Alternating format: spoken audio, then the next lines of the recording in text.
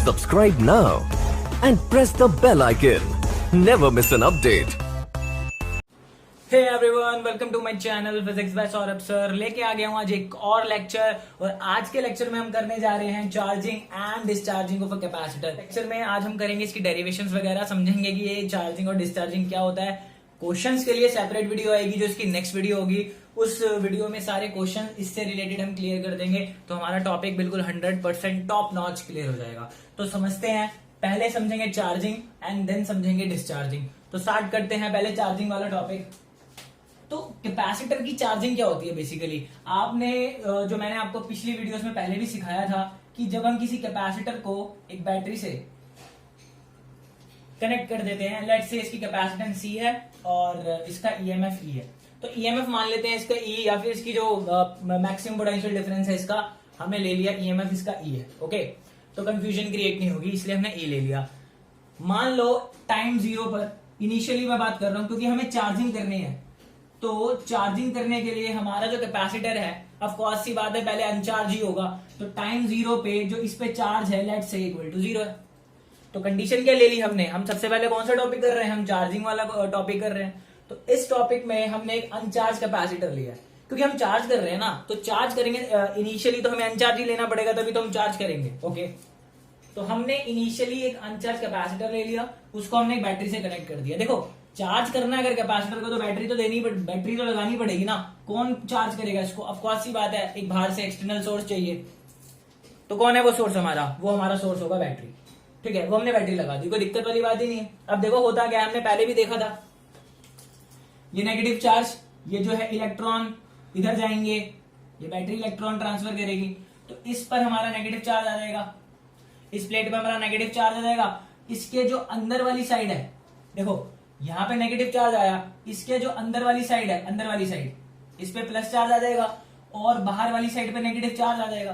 तो अब ये जो पॉजिटिव प्लेट है इस नेगेटिव चार्ज को खींच लेगी, इट मींस इलेक्ट्रॉन को खींच लेगी, तो ये इलेक्ट्रॉन इधर आ जाएगा। तो कुल मिला के ये जब नेगेटिव चार्ज इधर खींच लिया गया, तो यहां से नेगेटिव हट जाएगा, तो कुल मिला के एक चार्ज प्लस क्यू और एक चार्ज माइनस क्यू हमारा कैपेसिटर प्लेट्स पे आ जाएगा। ये बार फिर से देख लो, हम पहले भी कर चुके हैं।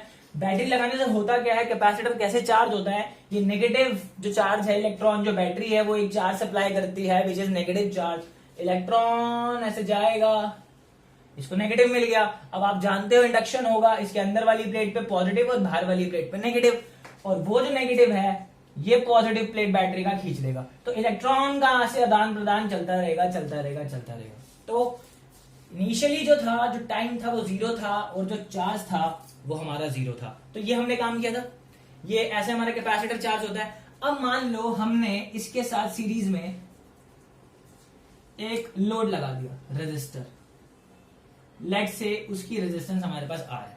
कैपेसिटर कैसे चार्ज होता है तो देख लिया आपने। तो ये हमारा जो मामला है ऐसा है। तो जब हमारा टाइम 0 है और चार्ज हमारे यहां 0 है, जब टाइम 0 है चार्ज 0 है, तो ये कैपेसिटर एग्जिस्ट नहीं करता, ये कैपेसिटर एग्जिस्ट नहीं करता। ध्यान रखना कॉन्सेप्ट, जब टाइम 0 होगा, इनिशियली जब हम चार्जिंग की बात कर रहे हैं, इनिशियली इस पे कोई चार्ज नहीं है, तो उस केस में सिर्फ यहां पर एक वायर है, यहां पर कैपेसिटर एग्जिस्ट नहीं करता। तो उस केस में जो करंट होगा सर्किट में, अगर आप इसको भूल जाओ, आप क्या पढ़ते हो, V/R, तो V कितना है हमारे पास, E/R। तो उस केस में कैपेसिटर पे कोई चार्ज ही नहीं है ना, तो आराम से इलेक्ट्रॉन फ्लो होता रहेगा, एक वायर की तरह बिहेव करेगा, तो I इक्वल टू E/R, कोई दिक्कत ही नहीं है। तो this is your maximum current, this is your maximum current in the circuit, जब आपने t इक्वल टू 0 की बात करी, जब आपने जस्ट लगाया है। तो अब जब आपने इसको कनेक्ट कर दिया और जब टाइम पासेस,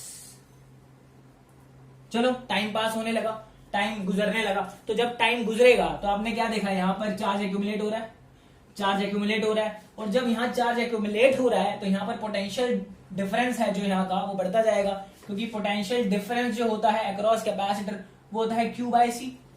अब चार्ज बढ़ता जा रहा है तो पोटेंशियल डिफरेंस बढ़ता जाएगा, चार्ज बढ़ता जाएगा, पोटेंशियल डिफरेंस बढ़ता जाएगा, टाइम बढ़ता जाएगा, चार्ज बढ़ता जाएगा, पोटेंशियल डिफरेंस बढ़ता जाएगा। बढ़ते बढ़ते बढ़ते बढ़ते कौन सी स्टेज आएगी, जब इसका पोटेंशियल डिफरेंस इसके पोटेंशियल डिफरेंस के बराबर हो जाएगा, at t tends to infinity. एक टाइम ऐसा आएगा बहुत देर के बाद जाकर यहां पर इतना चार्ज एक्यूमुलेट हो जाएगा, इतना चार्ज एक्यूमुलेट हो जाएगा कि जो पोटेंशियल डिफरेंस है वो दिस इज लेट्स से this is Q0 by C हो जाएगा. This is your maximum charge, this is your maximum charge. Maximum charge by capacitance हमारा E हो जाएगा विच इज बैटरी. मैंने यहां मैक्सिमम चार्ज क्यों ले लिया? क्योंकि जब ये स्टेज आएगी, जब पोटेंशियल डिफरेंस इसका और इसका सेम हो जाएगा, उस केस में तो हमारा जो चार्ज है फ्लो करना बंद कर देगा. और जब हमारा चार्ज फ्लो करना बंद कर देगा तो यहां पर चार्ज और एक्यूमुलेट होगा नहीं. तो उस स्टेज पे जितना चार्ज होगा उसे हम मैक्सिमम चार्ज बोलेंगे. मैंने उसको बोल दिया Q0. तो Q0 is my maximum charge. तो एट टाइम t इंफिनिटी पर होने क्या वाला है कि इन दोनों का पोटेंशियल डिफरेंस सेम हो जाएगा. और जब पोटेंशियल डिफरेंस सेम हो जाएगा तो चार्ज फ्लो ही नहीं करेगा, क्योंकि आपको पता है कि चार्ज फ्लो करने के लिए there is some difference which is called potential difference. Potential difference है ही नहीं, चार्ज फ्लो करेगा ही नहीं, तो कहानी खत्म. और जब चार्ज फ्लो करेगा ही नहीं तो हमारा करंट क्या हो जाएगा? जीरो. क्योंकि जब चार्ज फ्लो करेगा ही नहीं तो करंट जीरो हो जाएगा. तो एक बात नोटिस करी क्या? जब टाइम जीरो था तो करंट मैक्सिमम था, जब बहुत देर हो गई तो करंट जीरो हो गया. इसका मतलब टाइम के साथ साथ करंट की वैल्यू क्या होती जा रही थी? डिक्रीज होती जा रही थी. अगर आप मैक्सिमम से जीरो पे पहुंच गए तो इसका मतलब करंट डिक्रीज हो रहा था. इतनी सी बात थी, सिंपल. चार्ज होता जा रहा है, होता जा रहा है, होता जा रहा है. इनिशियली जीरो था, चार्ज जीरो था, करंट मैक्सिमम था. थोड़ी देर बाद इंफिनिटी पे हमने देखा कि भाई साहब इन दोनों का पोटेंशियल सेम हो गया, चार्ज फ्लो करना रुक चुका है, चार्ज फ्लो करना रुक चुका है, इसका और इसका पोटेंशियल सेम है. और जब पोटेंशियल सेम हो गया तो उस पॉइंट पर जो चार्ज होगा मैक्सिमम चार्ज हो चुका है, ये चार्ज हो चुका है, हमारी चार्जिंग कंप्लीट हो गई. E equal to Q0 by C, maximum charge आ चुका है, कोई दिक्कत ही नहीं है. अब चार्ज फ्लो ही नहीं करेगा क्योंकि पोटेंशियल डिफरेंस सेम है. बस इतनी सी कहानी है. लेकिन अगर कोई आ जाए आपसे जीरो पे तो आप बता दोगे करंट की वैल्यू क्या है, इन्फिनिटी पे तो आप बता दोगे करंट की वैल्यू जीरो है और पोटेंशियल की वैल्यू ये है, चार्ज की वैल्यू ये है. लेकिन अगर मैं आपसे इन दोनों टाइम के बीच का कुछ पूछ लूं तो, टाइम जीरो टाइम इंफिनिटी के बीच का कुछ पूछ लूं तो, मतलब at time T, at instant T पे कुछ पूछ लूं तो, एट इंस्टेंट टी पर, तो क्या जवाब दोगे आप? तो आपके पास कोई जवाब नहीं है.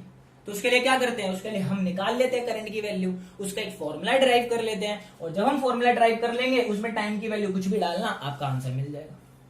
तो सवाल ये है कि कैसे निकलेगा करंट का फॉर्मूला? ठीक है, किरचॉफ लॉ हमने पढ़ा है.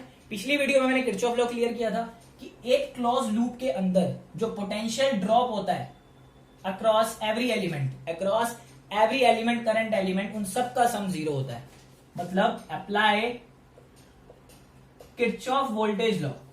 किरचॉफ वोल्टेज लॉ अप्लाई कर रहे हैं. किरचॉफ वोल्टेज लॉ क्या कहता है कि किसी भी क्लोज लूप के अंदर कोई भी करंट एलिमेंट होगा, उसका जो पोटेंशियल ड्रॉप होगा उसके अक्रॉस, सबका सम, जितने भी करंट एलिमेंट होंगे सबका सम जीरो होगा पोटेंशियल का. लिखने का रूल क्या था? मान लो हम यहां से शुरू करते हैं, ठीक है. अब हम यहां से चलना शुरू कर रहे हैं, हम यहां जा रहे हैं, तो हम कहां गए? हम पॉजिटिव टू नेगेटिव गए. तो यहां पे लगा दो पहले नेगेटिव का साइन. ओके, अब हमारा कैपेसिटर है, तो कैपेसिटर के अक्रॉस पोटेंशियल डिफरेंस क्या होता है? Formula Q by C.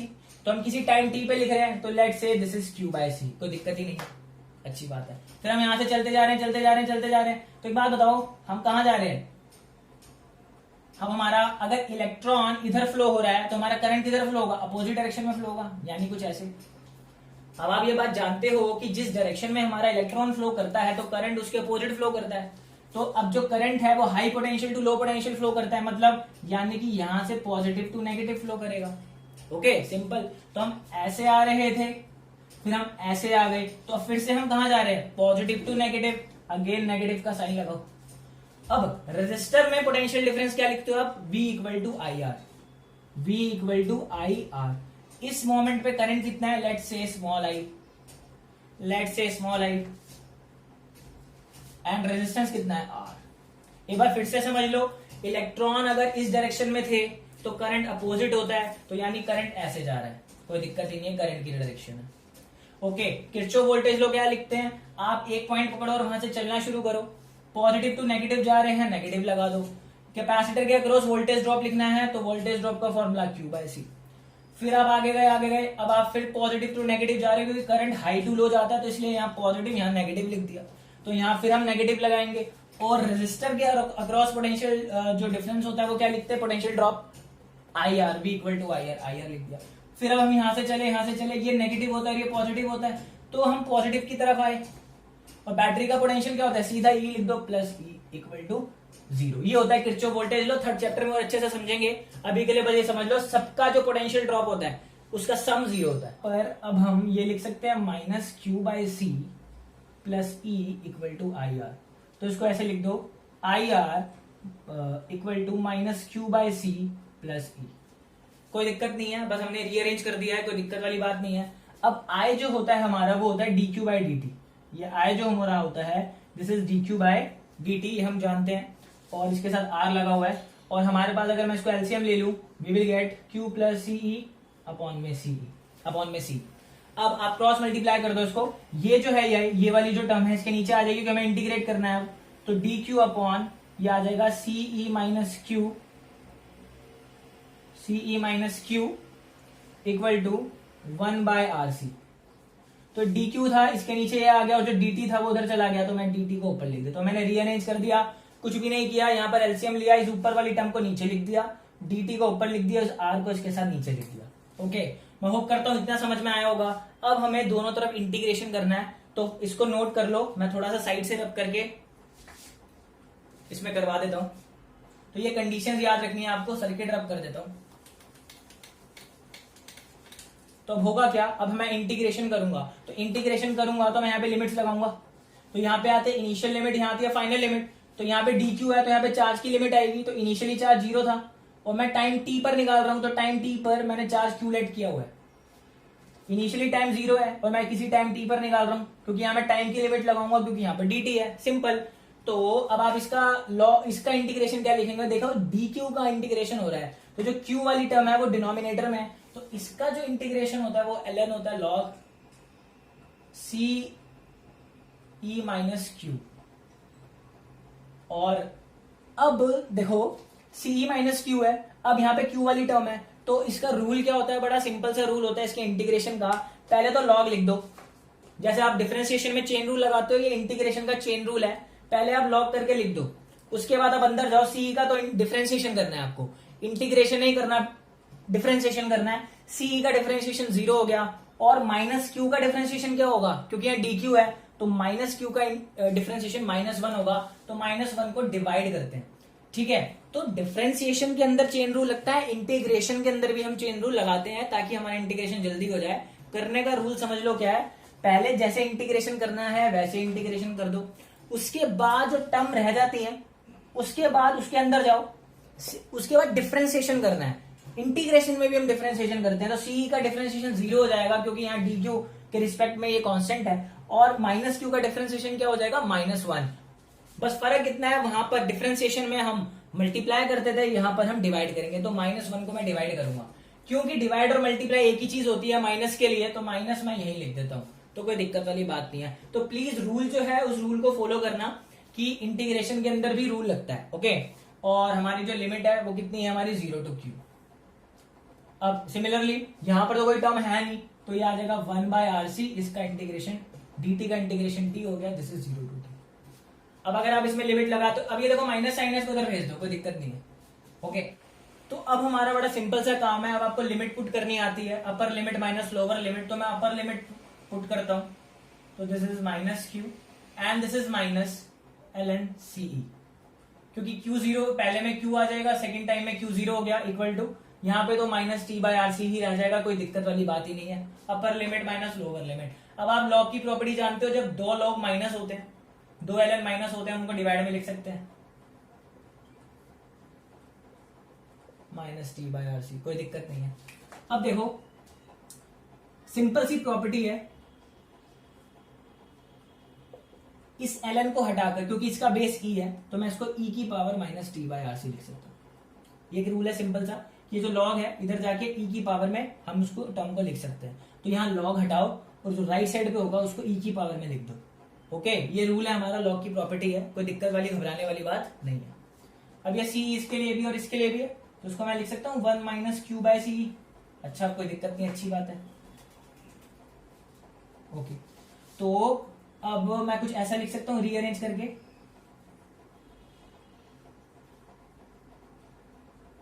मैंने कुछ नहीं किया, Q बाय सी को इधर कर दिया और 1 माइनस ई की पावर ये लिख दिया। ओके, रीअरेंज किया है बस, उसको उधर और उसको उधर, सिंपल। अब ये सी उधर जाके मल्टीप्लाई हो जाएगा, तो Q will become C E 1 minus E की power minus T by R C. तो ये चार्ज क्या इन्फॉर्मेशन दे रहा है आपको? पहली बात ये है ना, फॉर्मूला तो निकल गया, अच्छी बात है। ये इन्फॉर्मेशन क्या दे रहा है आपको? ये सिंपल सी इन्फॉर्मेशन ये दे रहा है कि टाइम 0 पर जब आपने बैटरी लगाई थी तो कोई भी चार्ज नहीं था कैपेसिटर पे।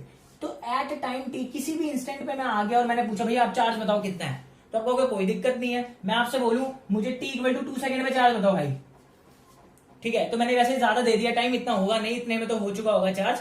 मैं बात कह रहा हूं कि मान लो चलो मैंने 2 मिली सेकंड दे दिया आपको, मैंने बोला भाई 2 मिली सेकंड में चार्ज बताओ कितना होगा, तो आप कहोगे यहाँ पे टाइम की वैल्यू डाल दोगे, आपको चार्ज मिल जाएगा कि कितना चार्ज कैपेसिटर प्लेट्स पर होगा।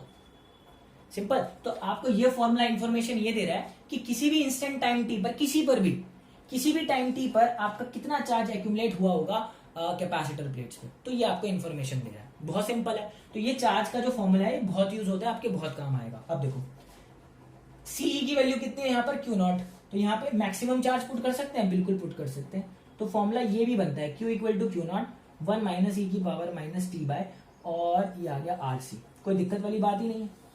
आप ये फॉर्मूला यूज करो, ये फॉर्मूला यूज करो, दोनों का मतलब एक है, क्योंकि जो सीई है वो मैक्सिमम चार्ज देगा आपको, क्योंकि देखो यहाँ पे पोटेंशियल डिफरेंस मैक्सिमम है, तो चार्ज भी आपको मैक्सिमम मिलेगा, क्योंकि कैपेसिटेंस फिक्स है, ये मैक्सिमम तो चार्ज भी मैक्सिमम। अगर मैं कोई पोटेंशियल वी लेता तो आपको चार्ज किसी इंस्टेंट में मिलता, जो मुझे यहाँ मिल रहा है, कोई दिक्कत वाली बात ही नहीं है। तो ये फॉर्मूला आपको इन्फॉर्मेशन ये दे रहा है। फॉर्मूला रटने से कुछ नहीं होता, आपको पता तो हो एटलीस्ट कि इसको किस चीज की इन्फॉर्मेशन आपको यहाँ पर मिल रही है। तो होप करता हूँ क्लियर हो गया होगा। अभी टॉपिक खत्म नहीं हुआ है, इसमें बहुत सारी चीजें हैं, छोटे छोटे पॉइंट्स हैं, उनको अभी देखते हैं। इसको फटाफट नोट कर लो। हमने चार्ज निकाल लिया है, अब बाकी का काम आसान है। तो हमने एट टाइम टी पर चार्ज कैलकुलेट कर लिया, Q equal to Q naught 1 minus E की power minus T by RC. तो देखो ध्यान से देखो, ये आरसी को हम एक आरसी जो है ये भी एक टाइम का डायमेंशन है, ये भी एक टाइम का डायमेंशन है। मतलब आरसी जो होता है वो भी एक टाइम है, जिसको हम टॉ से रिप्रेजेंट करते हैं, इसको हम बोलते हैं टाइम कांस्टेंट। क्या बोलते हैं? Time constant.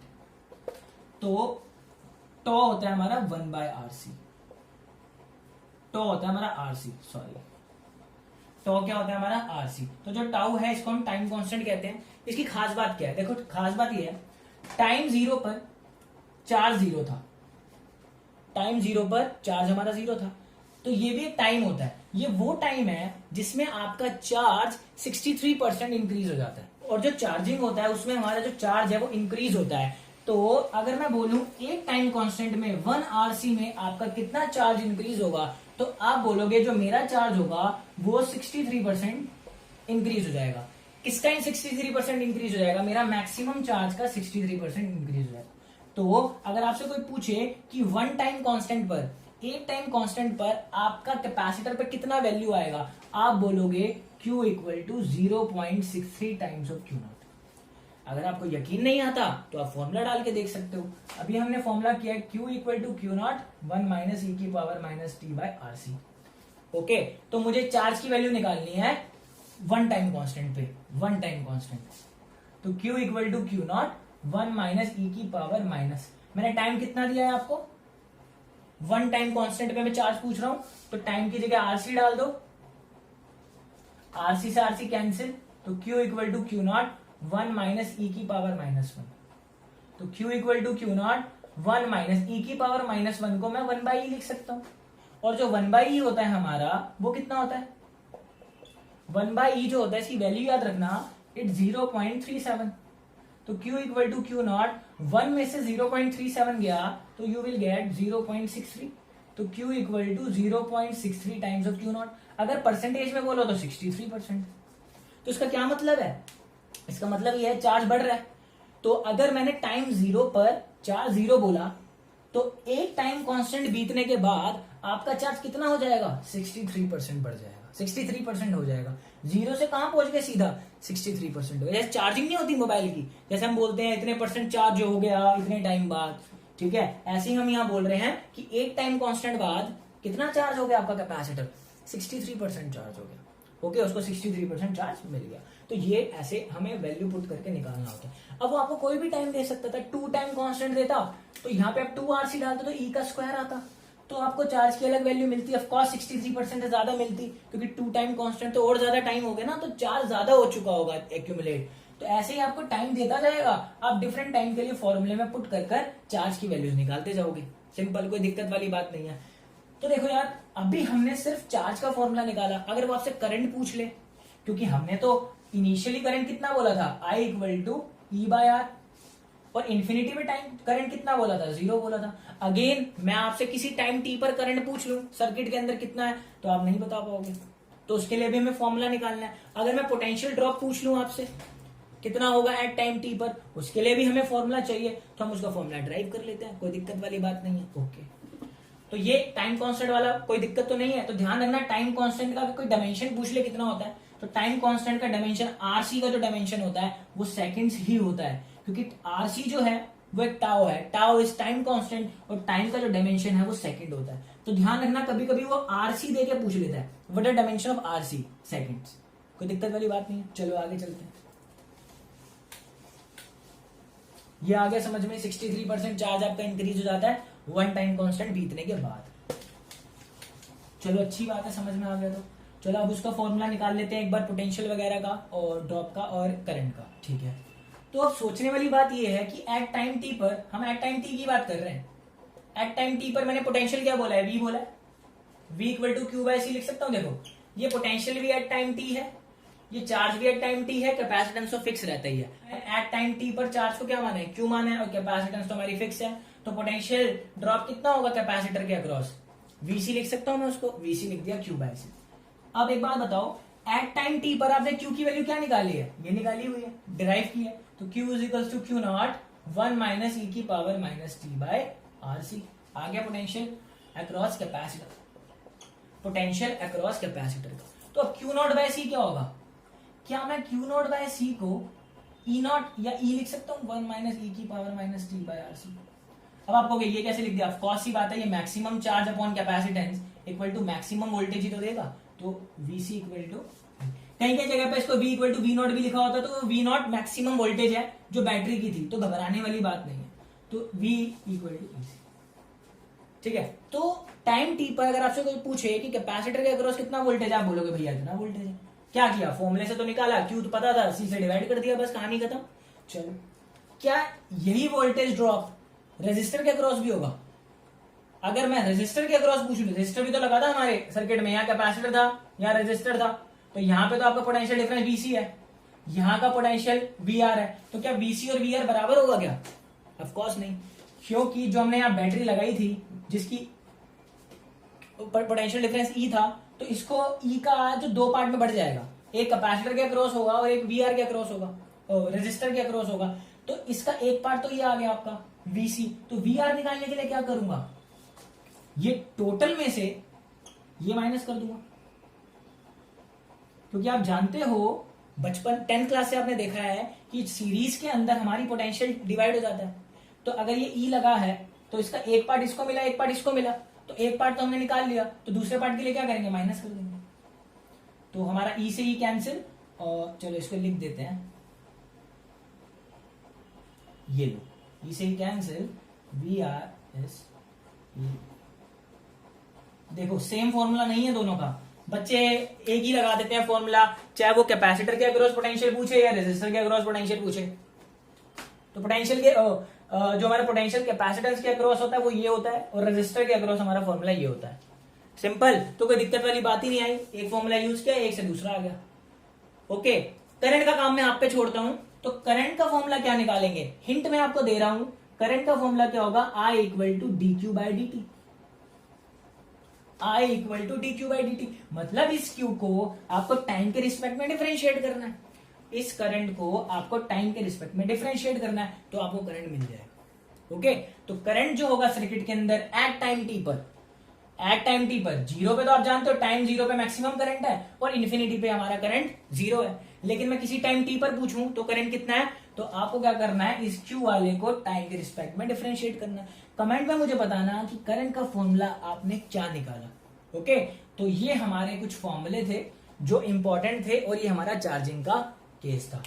होप करता हूं आपको ये टॉपिक समझ में आया होगा। एक छोटी सी चीज मिस हो गई है, वो है इसका छोटा सा ग्राफ। अगर मैं ग्राफ प्लॉट करता हूं, ओके, यहां पर मैंने ग्राफ प्लॉट किया कुछ ऐसा, ये किसके बीच में ग्राफ है, ये मैं ग्राफ प्लॉट करता हूं, ये हमारा सीई मैक्सिमम चार्ज है और ये हमारा टाइम। तो मैंने चार्ज और टाइम के बीच में ग्राफ प्लॉट किया है। मैंने किसके बीच में ग्राफ प्लॉट किया है, चार्ज और टाइम के बीच में। आप नोटिस करोगे ये हमारा T0 है, ये 2T0 है, ये 3T0 है। ये T0 क्या है, ये हमारा टाइम कांस्टेंट, ये हमारा टाइम कांस्टेंट है, ये आरसी वाला जिसको हम आरसी कह रहे हैं। तो अगर आप टाइम कांस्टेंट पे चार्ज की वैल्यू देखोगे तो मैं क्या लिखूंगा यहाँ पे 0.63 CE, क्योंकि मैंने आपको अभी सिखाया था कि फर्स्ट टाइम कांस्टेंट पे, एक टाइम कांस्टेंट पे आपके चार्ज की वैल्यू 0.63 टाइम्स ऑफ CE हो जाती है। ये हमारा मैक्सिमम चार्ज है। तो देखो टाइम 0 से चार्ज होना शुरू हुआ, जैसे ही फर्स्ट टाइम कांस्टेंट पे पहुंचा उसकी वैल्यू कितनी हो गई, 0.63 टाइम्स ऑफ CE। फिर आगे बढ़ता गया और देखो इन्फिनिटी टाइम पे जाके जब t टेंड्स टू इन्फिनिटी हो रहा है तब आपका जो चार्ज है वो CE मैक्सिमम हो रहा है। तो देखो ये हमारा चार्जिंग का ग्राफ है, ये हमारा चार्जिंग का ग्राफ है। तो होप करता हूं क्लियर हो गया होगा, कोई भी दिक्कत वाली बात नहीं होगी। फॉर्मूलों को अच्छे से कर लेना, अगली क्लास में हम इसके क्वेश्चंस करेंगे। फटाफट नोट कर लो, चार्जिंग खत्म होती है, अब डिस्चार्जिंग करेंगे। बिल्कुल ऐसे ही काम है, बस थोड़े से कॉन्सेप्ट डिफरेंट है, फटाफट नोट कर लो। तो अब हम आ गए हैं डिस्चार्जिंग पे। चार्जिंग में क्या हो रहा था, प्लेट जो थी इनिशियली अनचार्ज थी, धीरे धीरे उन पे चार्ज एक्यूमुलेट हो रहा था थ्रू बैटरी। ओके, अब डिस्चार्ज हो रही है, मतलब चार्ज को डीके कर देंगी, चार्ज को रिलीज कर देंगी, अपने ऊपर जो उनके पास ऑलरेडी चार्ज है उसको वो रिलीज कर देंगी। ओके, तो इस बार जो हम चार्ज लेते हैं वो चार्ज होता है, मतलब इस बार जो हम कैपेसिटर लेते हैं, सॉरी पिछली बार जो कैपेसिटर लिया था वो अनचार्ज था, इस बार कैपेसिटर हमारा चार्ज है। लेट्स से इसमें चार्ज है -Q0, क्योंकि चार्ज है तो हमने इनिशियली जो चार्ज लिया है वो Q0 लिया है। This is your maximum charge again. Okay, और इस बार बैटरी की जरूरत तो पड़ेगी नहीं, क्योंकि चार्ज तो हम कर नहीं रहे, तो हम लोड लगा देते हैं, मतलब कोई भी लैंप लगा दो या कुछ भी लगा दो तो उसको ये चार्ज सप्लाई करेगा, उसमें कुछ रेजिस्टेंस होगी। तो मैंने रेजिस्टर को अप्लाई कर दिया यहाँ पर, सिंपल।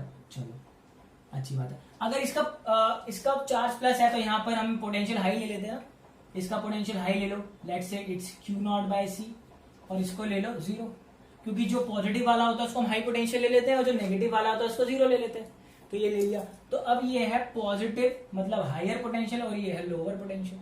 तो हमारा जो करंट है वो कहाँ फ्लो करेगा, higher to lower by C, और ये 0 है तो यानी लोड पे भी यही पोटेंशियल होगा, Q0/C और 0, तो यानी इधर हाई पोटेंशियल है इधर लो पोटेंशियल है, तो पॉजिटिव टू नेगेटिव यानी हाई टू लो पोटेंशियल हमारा जो करंट है फ्लो करेगा, यानी हमारा जो करंट है वो कुछ ऐसा फ्लो करेगा। ओके, तो अगर करंट यहाँ फ्लो कर रहा है तो इलेक्ट्रॉन की तरफ फ्लो करेगा, ऑफ कोर्स अपोजिट डायरेक्शन में फ्लो करेगा, तो इलेक्ट्रॉन की डायरेक्शन कुछ ऐसी है। अब खुद सोच के देखो, ये नेगेटिव चार्ज है और ये पॉजिटिव चार्ज है, ठीक है, तो नेगेटिव चार्ज जब इसमें से निकलेगा तो इसका नेगेटिव चार्ज डिक्रीज होगा। अगर इसमें से इलेक्ट्रॉन निकल रहे हैं तो इसमें पॉजिटिव बढ़ने लगेगा, यानी इसका मतलब इसका नेगेटिव घटने लगेगा, और जब ये नेगेटिव इधर जाके मिलेगा तो इसका पॉजिटिव घटने लगेगा। धीरे धीरे क्या हो रहा है, स्टार्टिंग में तो करंट मैक्सिमम है, एट टाइम t = 0 करंट यहां भी मैक्सिमम है, करंट हमारा यहां भी मैक्सिमम है, कोई दिक्कत वाली बात ही नहीं है। तो जैसे जैसे हमारा टाइम बढ़ेगा, अब ध्यान से देखो, ये जो इलेक्ट्रॉन्स हैं ये जाते जाएंगे, तो इसका जो पोटेंशियल डिफरेंस है वो घटता चला जाएगा, क्योंकि नोटिस करो इस बात को कि जब इसका इलेक्ट्रॉन निकलता जा रहा है इसका नेगेटिव घटता जा रहा है, और जब इसका नेगेटिव इसको मिलता जाएगा इसका पॉजिटिव घटता जाएगा, इसका नेगेटिव घटता जा रहा है इसका पॉजिटिव घटता जा रहा है, तो पोटेंशियल डिफरेंस भी तो घटता जा रहा है, जो V है वो हमारा पोटेंशियल डिफरेंस डिक्रीज होता जा रहा है। तो अब चार्ज का स्पीड से चलेंगे क्या, अब चार्ज उस स्पीड से नहीं चलेगा, क्योंकि पोटेंशियल डिफरेंस तो घट रहा है प्लेट के बीच में, तो पोटेंशियल डिफरेंस टाइम के साथ घटता जाएगा घटता जाएगा घटता जाएगा घटता जाएगा, और at time t tends to infinity पर, at time t tends to infinity पर हमारा जो चार्ज है वो 0 हो जाएगा, पोटेंशियल डिफरेंस हमारा 0, तो चार्ज हमारा क्या हो जाएगा, 0 हो जाएगा। क्योंकि ध्यान से देखो ना कि जब हमारा पोटेंशियल डिफरेंस घटता घटता घटता 0 हो जाएगा तो चार्ज भी हमारा 0 हो जाएगा। और देखो इनिशियली हमने क्या चार्ज लिया था, Q0, घटते घटते घटते घटते क्या हो गया, जीरो हो गया। तो ऑफकोर्स तो इसे ही तो बोलते हैं डिस्चार्जिंग, डिस्चार्ज हो गया, डीके कर गया, खत्म हो गया, चला गया, अपने आप से दूर कर दिया उसने। तो ये चार्ज जो हमारा कैपेसिटर था ये डिस्चार्ज हो गया। तो वहां पर भी करंट इनिशियल मैक्सिमम था और डिक्रीज हो रहा था, यहाँ भी करंट मैक्सिमम था स्टार्टिंग में, और धीरे धीरे टाइम के साथ हमारा जो करंट है वो डिक्रीज होता चला गया। ओके, तो कोई दिक्कत वाली बात नहीं है। सवाल फिर से वही उठता है, टाइम जीरो पर करंट मैक्सिमम था, चार्ज क्यू नॉट था। टाइम इंफिनिटी पर चार्ज जीरो है, पोटेंशियल जीरो है, तो टाइम टी पर पूछ लेगा तो कैसे निकालोगे? तो अगेन यहाँ पर किरचॉफ लॉ लगाएंगे पिछली बार की तरह और अपना काम खत्म कर लेंगे। तो अप्लाई केवीएल कर दो, अप्लाई केवीएल कर दो। तो जब मैं केवीएल अप्लाई करता हूं at any instant time of T पर, तो किसी भी टाइम टी पर अपना चार्ज को क्यू मान लो और पोटेंशियल डिफरेंस को वी मान लो। एट टाइम टी पर पोटेंशियल डिफरेंस को वी मान लो, चार्ज को क्यू मान लो। ओके, और टाइम जीरो पर जो इसके अंदर का जो पोटेंशियल था उसको मैक्सिमम ले लेना, या तो उसको वी नॉट से लिख लेना, या जैसे मैंने पिछली बार ई से लिखा था वैसे आप लिख लेना, कोई दिक्कत वाली बात नहीं है, सब सही है। क्योंकि इनिशियल तो इसमें मैक्सिमम होगा पोटेंशियल डिफरेंस, तो आप उसको वी नॉट बोलो या उसको आप ई बोलो। तो केवीएल लगा दो यहाँ पर, तो क्या होगा, क्या सिखाया था, यहां से चलना शुरू करो, यहां से गया मैं, ये पॉजिटिव है नेगेटिव है, तो दिस इज नेगेटिव। क्या मैं क्यू बाय सी लिखूंगा? क्यू नॉट नहीं लिखना आपको, मैं किसी टाइम टी पर लगा रहा हूं, तो किसी टाइम टी पर चार्ज कितना है, क्यू, तो दिस इज क्यू बाय सी। फिर मैं यहां से चलना शुरू किया, यहां से चलना शुरू किया, मैं नेगेटिव टू पॉजिटिव जा रहा हूं। देखो मैं यहां से गया ना, मैं तो यहां जा रहा हूं ना, नेगेटिव टू पॉजिटिव। तो दिस इज लेट्स से किसी इंस्टेंट ऑफ टाइम पर करंट आई है और आर, तो V equal to I R equal to zero. यही करते हैं ना, सबका पोटेंशियल निकाल कर ऐड करके जीरो कर देते हैं। तो इसका पोटेंशियल आई आर होता है, इसका क्यू बाय सी होता है, कर दिया I R equal to Q by C. हमें तो कोई दिक्कत नहीं है अभी तक। अब क्या मैं आई की वैल्यू, देखो यहां पर, क्या मैं आई की value minus D Q by D T डाल सकता हूं? क्या मैं करंट की value minus D Q by D T डाल सकता हूं? तो आई की वैल्यू आ गई minus D Q by D T. अब आपके मन में आ रहा होगा सवाल, आपके मन में आ रहा होगा सवाल कि हमने आई की value minus D Q by D T क्यों लिखी है? क्योंकि हमारा जो चार्ज है टाइम के साथ साथ डिक्रीज हो रहा है, क्योंकि हमारा जो चार्ज है टाइम के साथ साथ घट रहा है, इसलिए हमने नेगेटिव लगाया है। तो अब आप यहां पर इस क्यू को सेपरेट कर दो, तो you will get minus D Q by, इस क्यू को यहां ले आओ, इसको आर सी, तो this is D T by R C. Okay, तो डी क्यू अब यहां पे लगेगी हमारी लिमिट्स। तो लिमिट्स, तो देखो लिमिट्स क्या है, तो इनिशियली हमारा चार्ज कितना था, देखो यहाँ पे चार्ज की लिमिट लगेगी। तो जब टाइम जीरो है तो यहाँ पे टाइम जीरो है और यहाँ पे टाइम टी, यहाँ तो कोई दिक्कत नहीं है। जब टाइम जीरो है तो चार्ज कितना है, तो जब टाइम जीरो है तो चार्ज क्यू नॉट है, which is maximum charge. Okay, और जब टाइम टी हो गया तो मैंने टाइम टी पर कितना चार्ज लेट किया, क्यू। तो हर चीज लॉजिक से हो जाएगी, कोई घबराने वाली बात ही नहीं है। तो डी क्यू बाई क्यू का इंटीग्रेशन क्या होता है, एल एन क्यू, लिमिट लग गई क्यू नॉट बाई क्यू। इसका तो आप जानते हो, T by R C, direct लिख देते हैं, क्या लिमिट लगाएं, सीधा हो जाएगा। इस माइनस को इधर फेंक दो, कोई दिक्कत नहीं। अब upper limit minus lower limit, तो कैसे लिख दें, L N Q minus L N Q naught. चलो अच्छी बात है। अब आपको अभी बताया था जब माइनस होता है तो लॉग को लिख सकते हैं Q by Q naught minus T by R C. चलो ये भी बहुत अच्छी बात है, ठीक है। अब आप ये सारी कंडीशन तो समझ आ गई होगी, इसको नोट कर लो, फिर देखते देखते ड्राइव करते रहना। मैं रब कर रहा हूं इसको, चलो रब भी कर देते हैं। तो जब मैंने रब कर दिया तो you will get L N Q by Q naught minus T by R C, अच्छी बात है। फिर मैंने क्या बोला है अभी, जो एल एन हटता है तो ई की पावर, ई एक्सपोनेंशियल है हमारा, तो this is Q by Q naught E की power minus T by R C, important. तो क्यू आ गया हमारा क्यू नॉट ई की power minus T by R C. तो ये हमारा फॉर्मूला आ गया। पिछली बार आ रहा था 1 माइनस ई की power minus T by R C, इस बार आ रहा है ई की power minus T by R C. कोई दिक्कत वाली बात नहीं है, तो ये आ गया। अब मैं आपसे पोटेंशियल डिफरेंस पूछ लूं, तो पोटेंशियल डिफरेंस कितना होगा, तो पोटेंशियल डिफरेंस कितना होगा, तो V इक्वल टू क्या लिखेंगे, Q by C. Potential difference क्या लिखेंगे, क्यू बाय सी। तो पोटेंशियल डिफरेंस कितना आएगा, यहां पर पुट कर दो, this is Q naught E की power minus T by R C. तो what are you going to get, Q naught यहां पर हमने पुट कर दिया और यहां आ गया C. What is Q naught by C, what is Q naught by C, Q naught by C this is maximum charge upon capacitance, it is the maximum voltage. या तो आप उसको वी नॉट लिख लो या ई ही लिख लो, क्योंकि हमने ई लिखा था पिछली बार। तो this is minus T by R C. तो ये ई इनिशियली जो कैपेसिटर की वोल्टेज है पोटेंशियल डिफरेंस, ये वो है जो मैक्सिमम थी टाइम जीरो पर। तो this is my potential across capacitance, this is my potential across capacitance. What about current, अगर मैं पूछूं किसी टाइम टी पर करंट कितना है, तो मैंने पिछली बार आपको बताया था करंट के लिए जो फॉर्मूला है minus D Q by D T. तो देखो पिछली वाले में जो चार्जिंग में था वो मैंने आपको होमवर्क दे दिया था, इसमें मैं बता देता हूँ, आपको हिंट मिल जाएगा और तो उस वाले में आसानी से कर लोगे। तो ध्यान से देखना, यहाँ पर जो करंट है वो minus D Q by D T है, वहां पर D Q by D T है। यहाँ पर टाइम के साथ डिक्रीज हो रहा था, मैंने यहाँ पर भी लिया है, तो D Q by D T. Okay, तो यहाँ पे डिफरेंशिएट कर दो, दिस इज माइनस, देखो इसको डिफरेंशिएट करना है आपको, तो आप इसको डिफरेंशिएट करोगे तो क्यू नॉट लिख दोगे, ई की power minus T by R C का डिफरेंशिएशन ई की power minus T by R C होगा। ओके, फिर ब्रैकेट में टी बाय आर सी का डिफरेंशिएशन क्या होगा, minus one by R C. Differentiation आपको आता है, सिंपल है, कांस्टेंट हमको बाहर किया, ई की पावर का वही लिख दिया और फिर इसकी पावर का किया तो minus one by R C आ गया। तो माइनस से माइनस हमारा कैंसिल हो गया, तो you will get Q naught by R C minus T by R C. तो देखो this is Q naught by R C जो है ये हमारा आई नॉट है, मतलब ये मैक्सिमम करंट है आई नॉट ई की power minus T by R C. अब सवाल ये है कि मैंने इसको Q naught by R C को आई नॉट कैसे लिख दिया, जो कि मैक्सिमम करंट है। और मैक्सिमम करंट कब था, वो स्टार्टिंग में था ना, जब टाइम इक्वल टू जीरो था तो करंट मैक्सिमम था, तो मैंने Q naught by R C को कैसे लिख दिया। तो ध्यान से देखना, अभी हमने इसकी फिगर, जब हम डिस्चार्जिंग शुरू किया था तो मैंने ये फिगर बनाई थी, मैंने फिगर बनाई थी और यहाँ लिखा था Q naught by C potential और यहाँ लिखा था जीरो। यहाँ लिखा था अगर ये क्यू नॉट बाय सी है तो यहाँ पे भी पोटेंशियल क्यू नॉट बाय सी होगा और यहाँ पे भी जीरो होगा। तो एक बार बताओ रेजिस्टर के अक्रॉस पोटेंशियल डिफरेंस कितना है, क्यू नॉट बाय सी है ना।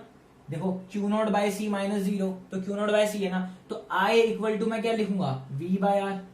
तो ये इनिशियल कंडीशन में है, तो इसको मैं, क्योंकि मैंने चार्ज मैक्सिमम लिया है तो ये कंडीशन इनिशियल है, तो मैं आई नॉट लिख देता हूं। तो जो पोटेंशियल डिफरेंस अक्रॉस कैपेसिटर के है वही पोटेंशियल डिफरेंस अक्रॉस रेजिस्टर के भी है। तो V कितना है पोटेंशियल डिफरेंस, देखो this minus this, Q naught by C और नीचे क्या है R।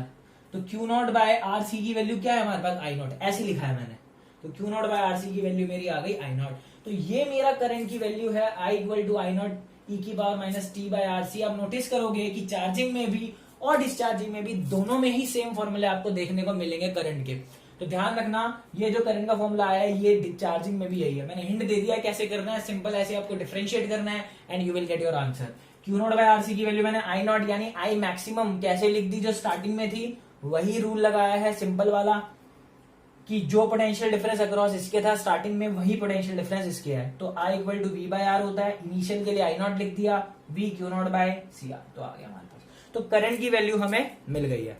तो होप करता हूं क्लियर हो गया होगा, हमने सब कुछ निकाल लिया, current in the circuit, potential difference across capacitor and this is charge.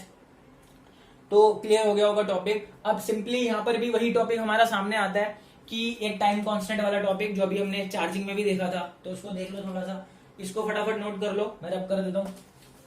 तो हमने देखा था कि एक टाइम कांस्टेंट में, जो पिछली बार देखा था 1 RC जो होता है हमारा 1 टाइम कांस्टेंट होता है, ठीक है, जिसे टाउ लिखते हैं। तो उसमें 63% चार्जिंग हो रही थी, 63% हमारी चार्जिंग हो रही थी। इस बार हमारी 63% डिस्चार्जिंग हो जाएगी। तो 63% जब चार्जिंग हो रही थी तो हमने लिखा था Q equal to 0.63 times of Q naught, कोई दिक्कत ही नहीं है। अब इस बार 63% डिस्चार्जिंग हुई है, तो क्या इस बार भी मैं Q equal to 0.63 times of Q naught लिखूंगा, नहीं। डिस्चार्जिंग हो गई, इसका मतलब चार्ज 63% चला गया, तो हमें चार्ज चला गया थोड़ी लिखना है, यहाँ पर चार्ज जो बच गया वो लिखना है। देखो यहाँ पर भी जो चार्ज था मैंने वो लिखा, 63% चार्ज हो गया, इसका मतलब चार्ज आ गया, इकट्ठा हो गया, तो 0.63 लिखा। अब यहाँ पर 63% चला गया, तो मुझे तो वो लिखना है ना जो वहां पर बचा हुआ है। तो जब 63% चला गया तो आई एम गेटिंग 0. तो इस बात को प्लीज ध्यान रखना। तो देखो डेफिनेशन दोनों की सेम है। चार्जिंग के केस में 63% चार्ज हो गया, डिस्चार्जिंग के केस में 63% डिस्चार्ज हो गया। ठीक है, तो एक टाइम कांस्टेंट वो टाइम होता है, अगर चार्जिंग में बोलोगे तो 63% चार्ज हो जाएगा उस टाइम में, और डिस्चार्जिंग में बोलोगे तो 63% डिस्चार्ज हो जाएगा। तो बची हुई वैल्यू ये लिख दी, इसमें भी हमारी यही आएगी। तो होप करता हूं क्लियर हो गया होगा। तो ये डिस्चार्जिंग में ये आता है, चार्जिंग में ये आता है। तो हमने इसको प्रूव करके देखा था फॉर्मूले में डाल के। अब इस फॉर्मूले में डाल के टी की जगह आरसी डाल के देखना कि ये आता है या नहीं, सामने ही दिख रहा है, आ जाएगा। ये 1/e होगा, 1/e 0.37 होता है, तो हो गया 0.37 टाइम्स ऑफ क्यू नॉट। तो सिंपल है, कोई बड़ी बात नहीं है अगर आपने कॉन्सेप्ट समझ लिया। चलो अब इसका ग्राफ भी देख लो डिस्चार्जिंग का। तो ये समाव हमारा कहीं पर यहाँ हमारा मैक्सिमम चार्ज है जो क्यू नॉट हमने लिया था इनिशियली, और ये हमारा टाइम है और ये हमारा चार्ज है। तो देखो ये हमारा मैक्सिमम चार्ज है, और मैक्सिमम चार्ज देखो ये डिस्चार्ज होता होता होता होता खत्म होता जा रहा है। ठीक है, तो अगर आप ध्यान से देखोगे तो ये मैं मान लेता हूँ टी नॉट, जो हमारा टाइम कांस्टेंट है। तो टी नॉट में हमारा कितना चार्ज आ जाएगा, टी नॉट में हमारा कितना चार्ज आ जाएगा, लेट्स से टी नॉट में हमारा चार्ज आ जाएगा 0.37 क्यू नॉट। मैंने आपको बताया ना कि हमारा एक टाइम कांस्टेंट के बाद कितना चार्ज आ जाएगा, 0.37 टाइम्स ऑफ क्यू नॉट। तो देखो ये वही टाइम कांस्टेंट है, तो इस टाइम पर हमारा कितना चार्ज आ गया, 0.7 टाइम्स ऑफ क्यू नॉट। देखो टाइम 0 है यहाँ पर, टाइम 0 पे हमारा चार्ज मैक्सिमम है। देखो यहाँ पे मैं टाइम 0 डाल देता हूँ, e की पावर 0 1 हो जाएगा, तो charge equal to Q naught हो जाएगा। तो हमारा जो चार्ज की वैल्यू है वो q equal to Q naught हो जाएगी, मैक्सिमम आ जाएगी। ठीक है, तो कोई दिक्कत वाली बात ही नहीं है। तो टाइम 0 पे हमारा चार्ज मैक्सिमम आ गया, एक टाइम कांस्टेंट पे हमारा 0.37 टाइम्स ऑफ क्यू नॉट आ गया। तो होप करता हूँ आपको चार्जिंग और डिस्चार्जिंग समझ में आई होगी। जो क्वेश्चंस होंगे इस टॉपिक से रिलेटेड उसको हम अगली वीडियो में कवर करेंगे। होप करता हूँ सारी चीजें क्लियर हो गई होंगी। तो ध्यान रखो अपना, घर पे रहो, स्टे होम, स्टे सेफ।